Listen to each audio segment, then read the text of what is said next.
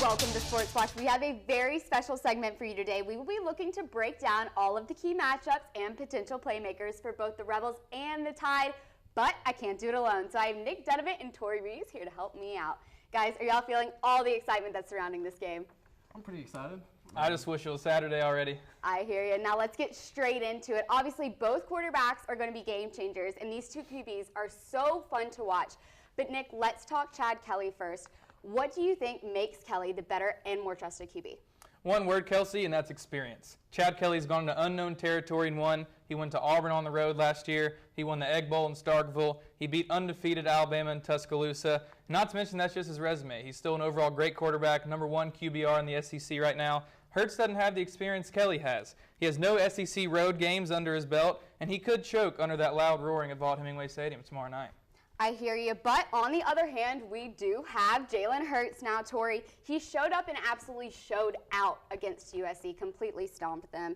Do you buy into the hype that everybody is calling him a freshman phenom after that? And how do you think he's going to react in this hostile SEC environment? Well, Kelsey, I'm not on the bandwagon just right yet.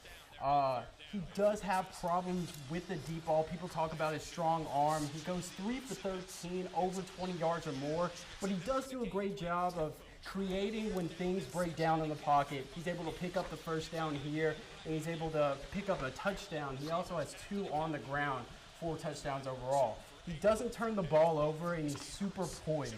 But what happens is he's facing a test against a true road game in in Ole Miss right now with that roaring stadium. So this is going to be his test to see if he's able to pull it off.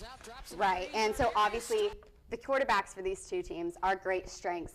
But Nick, talk to me about some of the other strong points for the Rebels and where you think they may be a little bit more vulnerable. So when it comes to strengths, I have to talk about the receiving core. Right. When Laquan Treadwell left, there were worries who's going to step up. You know, turns out the answer to the first couple games, a lot of receivers. Even Evan Ingram, who's a tight end, he's a senior, Attaboy Joe's senior leadership. They've made guys like junior Stringfellow, freshmen A.J. Brown, Van Jefferson step up. And Alabama has a great secondary, but they could find themselves in trouble with a huge depth of Ole Miss receiving core. Right, and Tori, this Alabama team just looks flat out solid.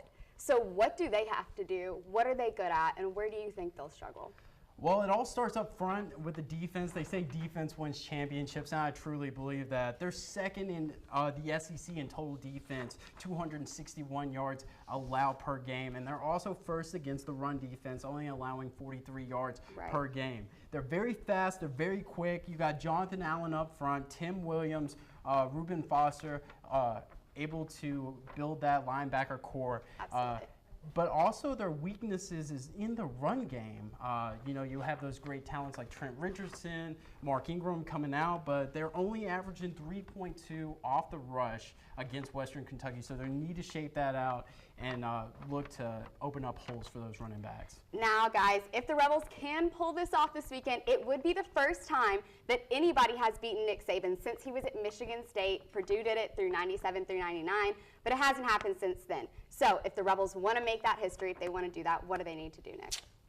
Major key alert, Chad Kelly has to make some big plays. He has to be careful. He had 4 turnovers against Florida State. The best Chad Kelly has to show up, the one that had 3 touchdowns and 0 turnovers against Bama last year. And I think if Chad Kelly plays perfect, we could stand a chance. And Tori, it seems like Alabama is kind of poised for a win here, but honestly, the Rebels are not going to roll over and die. So what does Alabama need to do if they want to go home with the win? They just need to act like they've been there before. They need to act like champions. Don't turn the ball over. Last year, they had 5 turnovers that caused huge momentum swings. They don't need to give Ole Miss and that crowd just roars in the game. They need to put the Ole Miss fan base pretty much on their hands sitting throughout the game and just play like champions. Right. Well, thanks so much, guys.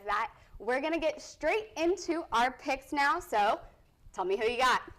I've actually have Bama 34-23. Keep it short. Alabama's just a better experienced team. I'm going to have to take Bama. Tori? I'm going to turn with the Tide right now. I'm going to have them going 38-24. They're just too good up front, and they're going to have a tough time. It looks like the Tide has swept the stage, and I'm taking Bama 42-24. Now, that's all we have for you today, but before we go, I got the opportunity to tour the CBS Sports truck as they prepare to broadcast the big game. Let's take